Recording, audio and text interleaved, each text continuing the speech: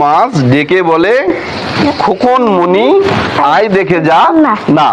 এই যে একজন শিক্ষার্থী একটা ছড়া মুখস্থ করেছিল, সে তার মেমোরি দ্বিতীয় দিন গিয়েই কিন্তু অর্ধেক ডিলিট করে দিয়েছে।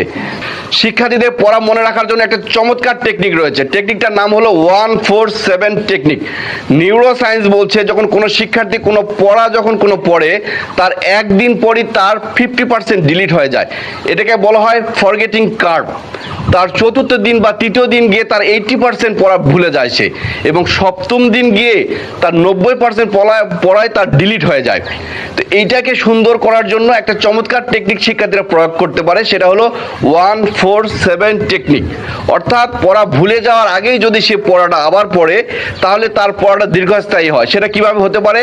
প্রথম দিন শিক্ষার্থী নতুন পড়া পড়বে, দ্বিতীয় দিন ওই পড়াটাই আবার পড়বে, তৃতীয় এবং চতুর্থ দিন গিয়ে আরেকবার পড়বে, সপ্তম দিন গিয়ে সে আরেকবার পড়বে, এরপরে 2 সপ্তাহ পর পড়বে, এরপরে সর্বশেষ 3 সপ্তাহ পর গিয়ে আরেকবার পড়বে।